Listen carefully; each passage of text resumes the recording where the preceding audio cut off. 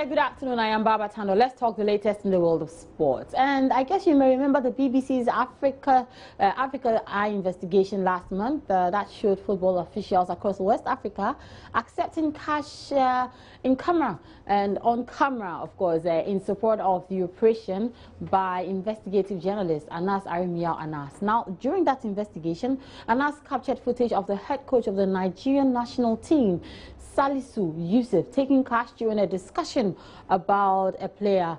BBC's Mayene Jones has more in this report. This is $1,000. This muffled audio is taken from a secret recording filmed by two undercover reporters. It shows the coach of the Super Eagles, who is paid about $8,000 a month, taking the money after a conversation about player selection. Anas's reporters were pretending to be football agents. They wanted two Nigerian players to be picked for the then upcoming African Nations Championships, also known as CHAN. After Yusuf had taken the money, they alluded to other financial incentives. So if everything goes through and those players are able to get a contract, you get 50% off that contract. One of the reporters promises Mr. Yusuf 15% of the players' contract if they go through. Mr. Yusuf states they would be in CHAN.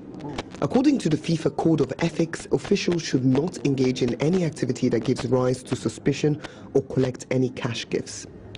Few would have expected Mr. Yusuf, one of the country's most respected coaches, to put himself in such a position. Oluwashina Okelechi is a Nigerian sports journalist. It's not a surprise, it's a shock. It's a shock because there's been, speculations where fans tend to accuse local coaches of, accepting kickbacks from agents, players when it comes to player selections. Although it hasn't been proven that this cash was for him to select the players. He didn't say he wanted to take it to select the players. It's unfortunate that this is a man that people regard as a very top coach in Nigeria. This man was always clean. Mr. Yusuf has told the BBC that Anas's reporters gave him $750, not $1,000. He says he believed the amount was permitted under the FIFA code as trivial and symbolic in value and not an inducement to play the two players. He did not consider the rule against cash gifts to apply in these circumstances and does not believe he has breached the rules of FIFA or the NFF.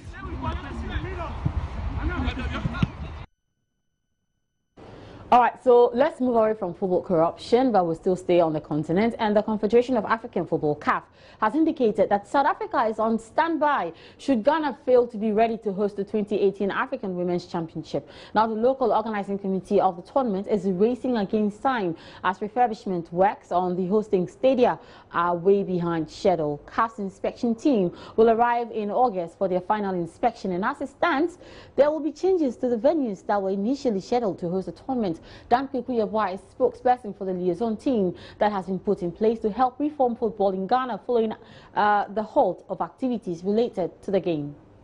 Now, we haven't had anything that goes to suggest that we're going to lose it, even though the CAF has indicated that South Africa is on standby. It is likely we might change the venues. Originally, we proposed Accra and Cape Coast, but it is likely we might use Kumasi and Tamale, pending approval from the inspection team that we are expecting. And then Kuyabwa also put out which two Ghanaian cities will host the tournament and why. The stadium is intact. Kumasi is intact. In terms of training facilities, Pajo that we used for the 2008 is still good. Tamale has a good training pitch as well. Hotels are available, so I'm sure they'll give us the approval. And the good thing is that in terms of transportation, there's a flight from Kumasi to Tamale. Sure. So it'll be pretty easier than the other venues. Right, so you can check out more on the sports page of NigerianOnline.com. And let me quickly add that the footage from the Nigerian expose was by Kind Ketsi, the BBC. I tweet at the handle at Babatando. Same for Instagram. Sports is done. Good afternoon.